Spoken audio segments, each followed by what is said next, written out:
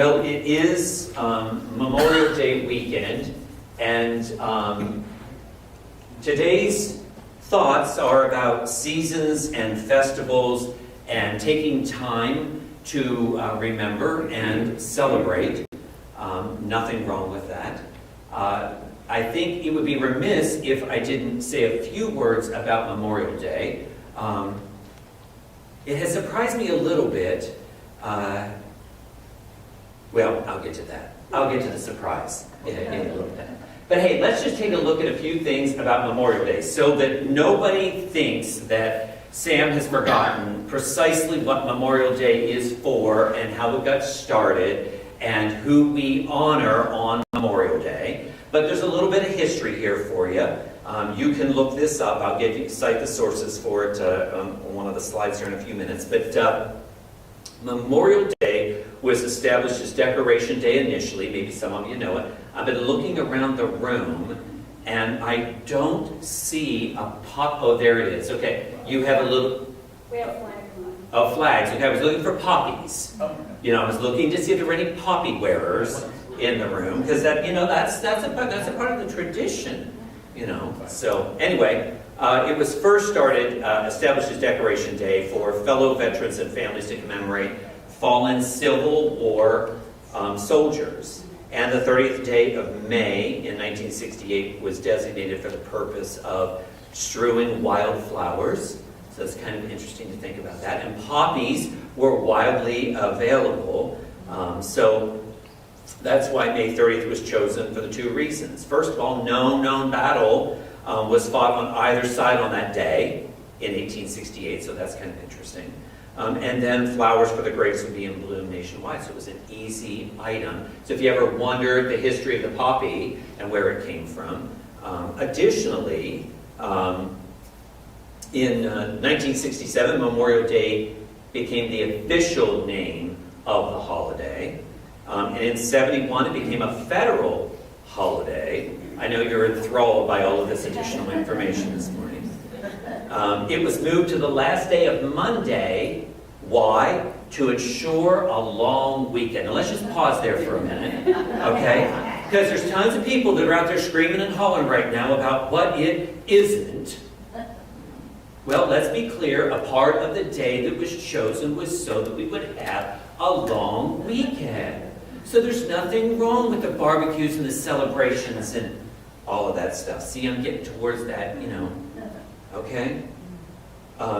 It was officially expanded to honor all those who died in American wars, although most states had already begun and had been celebrating that way since World War I.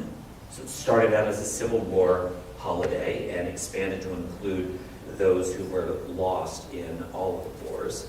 In 2000, a national moment of remembrance was designated for 3 p.m., so asking everyone to pause for a moment of silence at 3 p.m.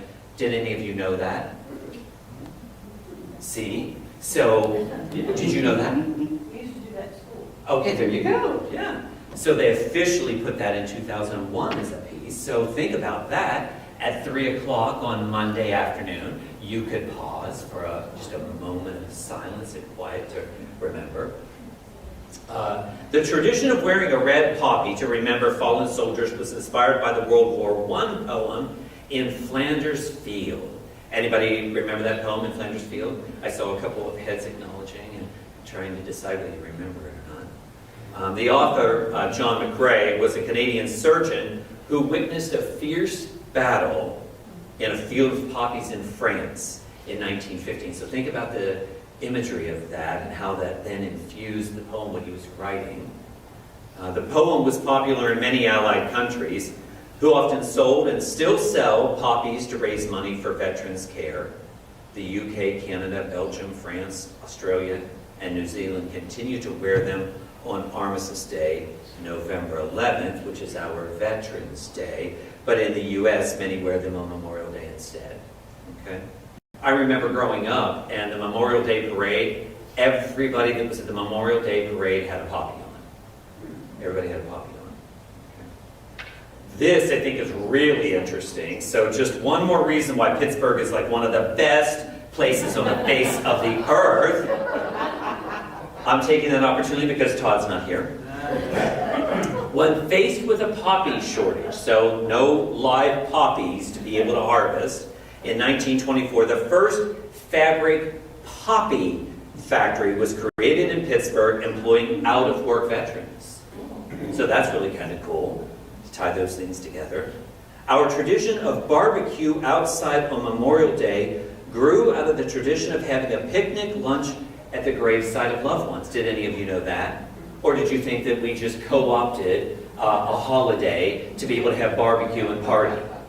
No, there was a reason for it. There was a reason for it. These days, many place flags in lieu of flowers. Soldiers place over 280,000 flags on grave sites at Arlington National Cemetery every Memorial Day. Over 1,000 soldiers of a specific order, you can look this up on the VA or history.com, get a few more of these details, but over 1,000 soldiers will spend about 4 hours strategically placing those flags. So those flags aren't just running and boom, boom, boom, boom, boom, and they're not happening by a machine. A foot off of the headstone is where they're placed. So that's just extra information for you today. So you're welcome. You know, I don't have any family members that I'm aware of, and I've thought about this for weeks. I don't have any family members that I know of that died in service. I have many family members on my mother's side of the family that served faithfully, and Christy has family members that served faithfully. I remember right after we were married, one of our early visits to her grandparents, again, just outside of Pittsburgh, so, you know, there's roots that grow deep there. Good, staunch, Free Methodist family, so I'm putting that out there as well. I remember one of our early visits, we used to travel the I-70 corridor between St. Louis, where we live near St. Louis, and back to my home in central Pennsylvania, and we would stop and visit her grandparents on the way through the I-70 corridor. And I remember on one of our early visits to see her grandparents, at this point for her grandmother, she was bedridden and she was in a hospital bed that was in their living room.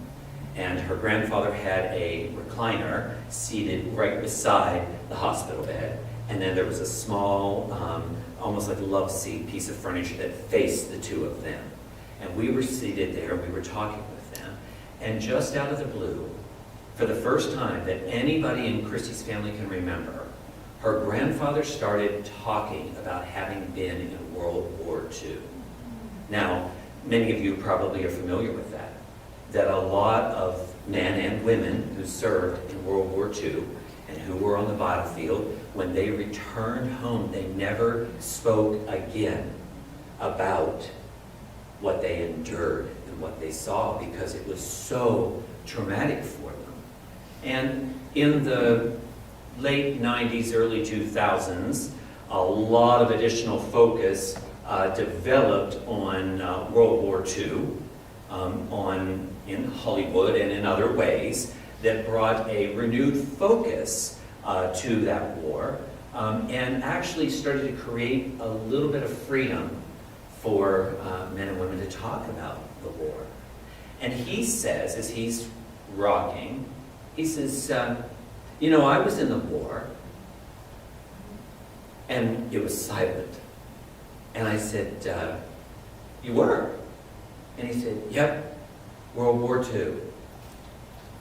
And now we all knew this, and Chrissy had shared with me as much as she knew from the family stories passed down, but he never spoke about it. He never spoke about it. It was what was gleaned from conversations that he had with Christy's grandmother via letter as they were writing to one another across the seas. He was on the third day of the invasion of Normandy. He was a tank driver. He was in the armored division. And when Christy and I had an opportunity in 2008 to visit Normandy in the region, boy, it brought like full circle. Even though he survived, we saw the sacrifice that so many made that never returned. There's an American cemetery there, just up off at the beaches of, I believe, Omaha. Please don't correct me later if I'm wrong.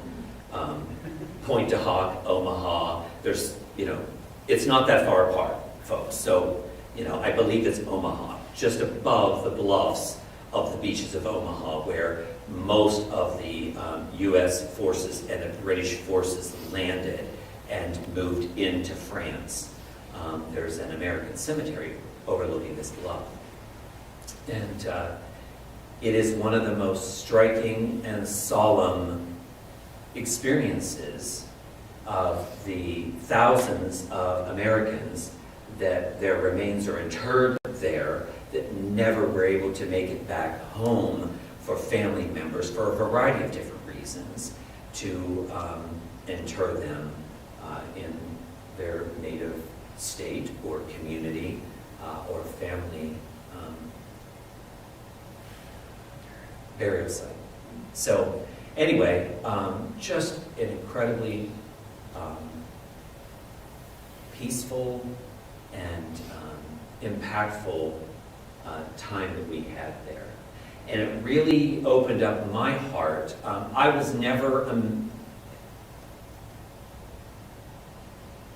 a broadly interested individual in the military. No, don't say Sam's a hater, because that's not what I said. Okay?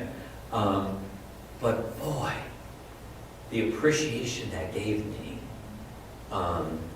for understanding literally millions of people who have served and many, many, many who never returned home. It's just a striking thing. So this weekend, this day tomorrow of remembrance is very important for us. And we would be remiss if we didn't take the time and opportunity to unpack that a little bit. And I really do encourage you to dig a little bit deeper on it. And if you know far more than what I've shared, share that with somebody else. Okay? Tell about somebody's story. Because for decades, Christy's grandfather never spoke about it. But boy, when he started to talk and he started to share, everybody was leaning into that conversation.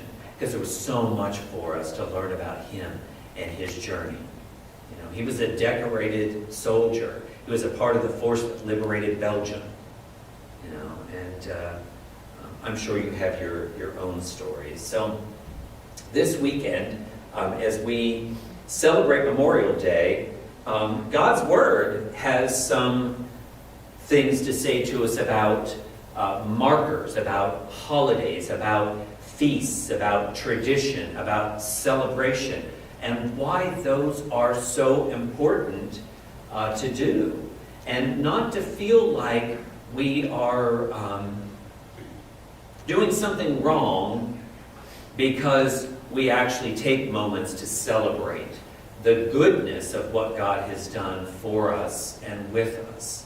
Now, I'm sure many of you would say, go ahead and flip to the next slide there, please, Stephen. Leviticus. Leviticus is where you're going to take us to talk about, feasts and celebrations and so forth. Yes, there's lots of other stuff in Leviticus. And Leviticus is one of those books of the Bible where you're just like, oh my goodness, I got in, how in the world do I get out of this? The ritual and all of the structured order for ceremony and so forth sometimes can be a little overwhelming in it.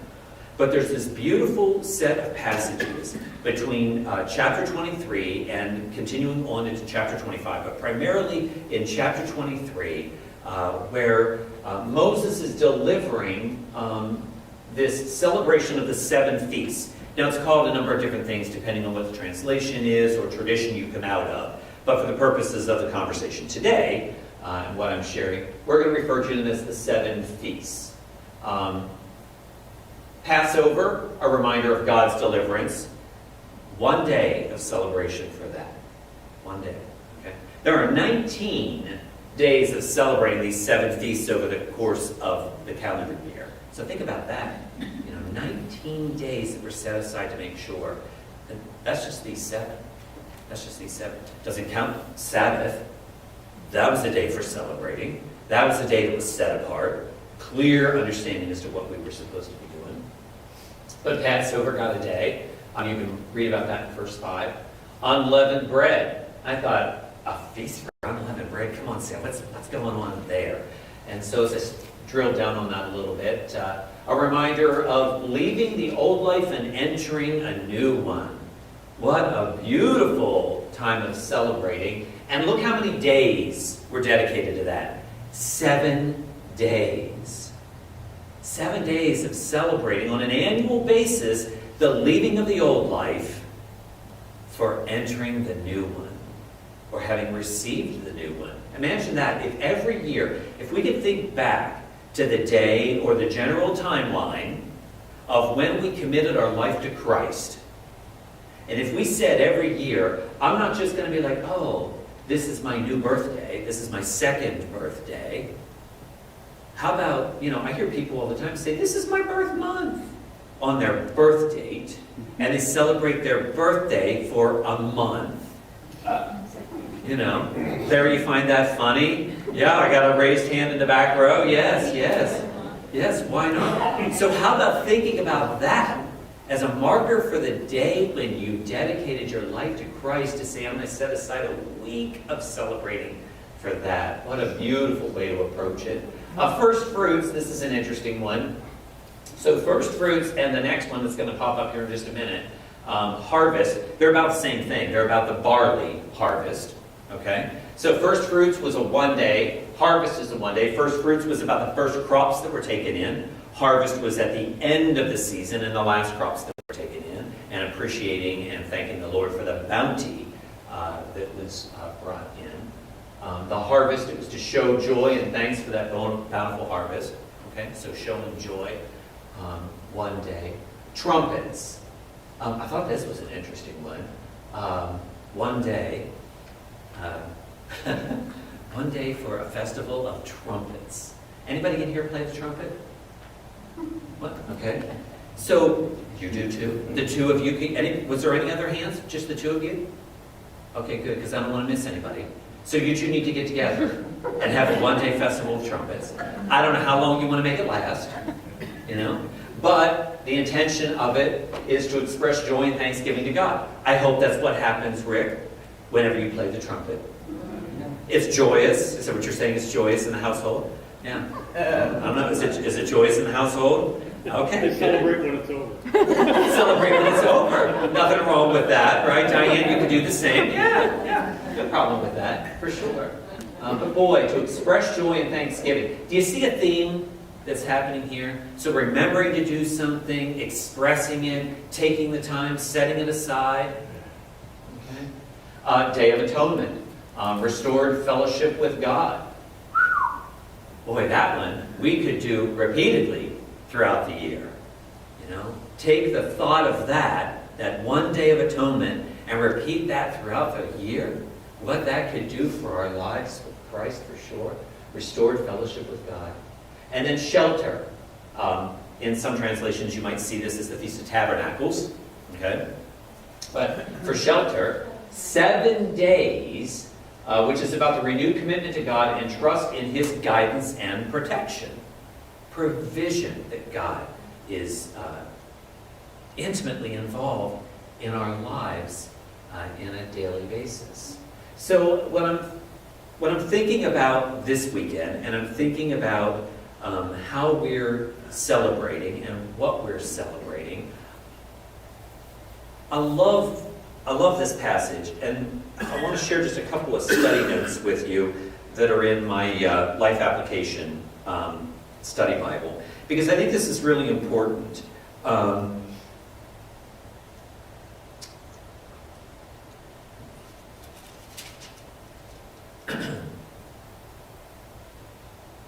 So festivals played a major role in Israel's culture. Israel's festivals were different from those of any other nation because, being ordained by God, there were times of celebrating with Him. These were times of celebrating with Him, not times of moral depravity. So, think about that in thinking about this list of things that were set aside and that they were set aside to be about God and for God. So yes, absolutely, we want to make sure that when we're thinking about Memorial Day, that we honor its history. But the point of what I'm sharing today is to get us thinking about the ways in which we can, on a regular basis, just be celebrating. We don't have to wait around for Easter and Christmas, because that's what most people think are the Christian holidays. There are countless other opportunities, many of them well documented, some of them that we could flesh out from our own journeys with Christ to reinforce the depth and the value of our relationship with Him. God wanted to set aside special days for the people to come together for rest, yes, for refreshment, yes, for remembering, and for thanksgiving for all He had done for them. The study notes go on to challenge the reader to think about their own personal family traditions. I'm sure many of you have different family traditions, things that you do, and when you share it with others, then others be like, oh, that's such a great family tradition. I love that. I'm going to borrow that. We're going to incorporate that. Some of you might have traditions that are honoring of something impactful in your life or your family's life, and you don't make a big deal of it. It's a little bit more under the radar. We have some friends who, goodness, now it's 20-some years ago, they had twins. And about 7, 8 days, maybe 9 days, after the birth of the twins, one of them did not survive. One of them passed on. And they celebrate that day annually as Amber's Day. And that's a little tradition that their family has. And that's to keep Amber alive, not in a remorseful way, but in a celebratory way, because she was a part of their family. I think that's a beautiful thing. Christy and I started a tradition right after we were married, and I don't mind sharing with you that the thought was that I think by now most of you know Christy and I don't have children. We have dogs, we have the Schnoodles, and we have, dare I say, quivers full of nieces and nephews that we love, love, love. And we remind them that because we have no children of our own, we're expecting great things out of them so that they can take care of us when we're older. We miss no opportunity to remind them of that. But we started a tradition shortly after we were married. It just so happens that it coincided around, actually it was Thanksgiving. And we put a gift box together. And in this gift box were gifts that we would give to one another, trading off year after year after year after year, to just something small, something significant, to just share with one another and celebrate the goodness of what God was doing in our lives. And we recorded the gift, the date and the gift, who it was from and who it was to, in the lid of the box. So the lid of the box, when you flip it open, is kind of a little historical guide of what's, that little tradition of ours. The thinking, when I put the box together and gave it to Christy for the first time, was that when we had children, that our children would become a part of that cycle and sharing, and it would expand. Well, with no children, the box just goes back and forth, But it's still tradition, and there's still richness to it, and there's still something beautiful to celebrate in that, because it is a reminder to us of how good God has been to us time and time and time and time again. These passages out of Leviticus were for the Israelites reminders of God's provision and His goodness. Now, I am certain that there were very strict, because you can read about it, very strict guidelines as to what was to happen on those days and during those times.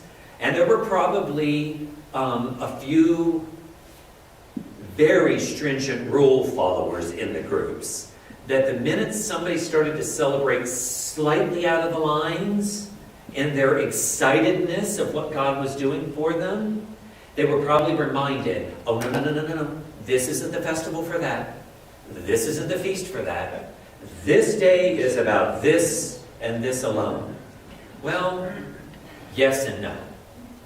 I charge today, I challenge you to think today that any opportunity for us to celebrate God's goodness, God's protection, God's provision, and yes, it's a little challenging to say, maybe a little more challenging to hear, even those lives lost on the battlefield were a provision. They were provision, my goodness, of liberation for people in other lands who were being, overtaken by dictators. They were provisions for our country's long-term freedom and our place in the world when it comes to owning that and sharing that in places that never get the freedoms that we do. So a day of remembering people who laid their life down for that is incredible. But I think one of the most beautiful pieces of remembering a life lost is the life of Christ. And those of us gathered here this morning as followers of Christ, those who have received Christ, boy, we have the most precious gift of freedom to be able to share and tell about. So this weekend, if you have a family member that you lost in service, absolutely take the time to honor that individual. We do, and we don't have anybody that we know personally, but we do that. But we're also going to take time to celebrate God's goodness and the other things that He's done for us. Let's check out this video. I believe that's up next, if I'm not wrong. Yes, let's check out this video.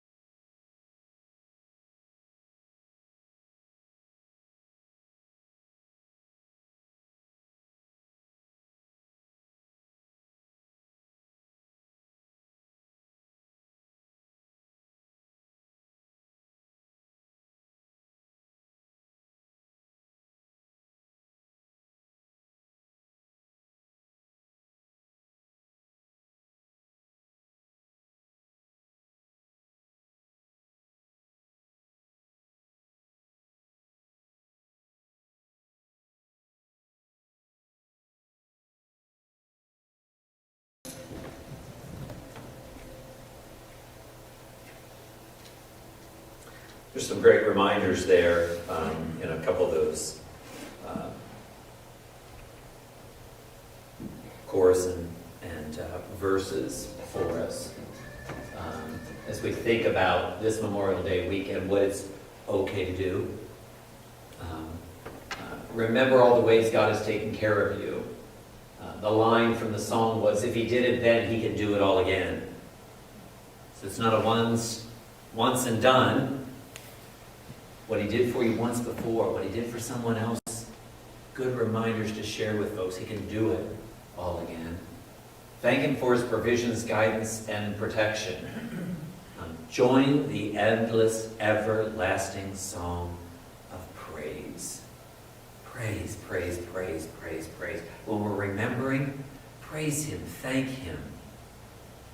Keep that before him. And then tell someone who doesn't know God just how much he loves them. Because, oh my soul, he isn't finished yet. He isn't finished yet. Lots of opportunity to make impact and to change people's lives who don't know him yet. As you go today, let those things rest in your heart. If you're looking for something new to study and dig around in a little bit, jump into Leviticus 23. Take a look at how God set up some specific celebrations and the like, and how much richer your life can become by celebrating him on a regular basis and remembering all that he's done for you and with you and will continue to do through you. God bless you all and have a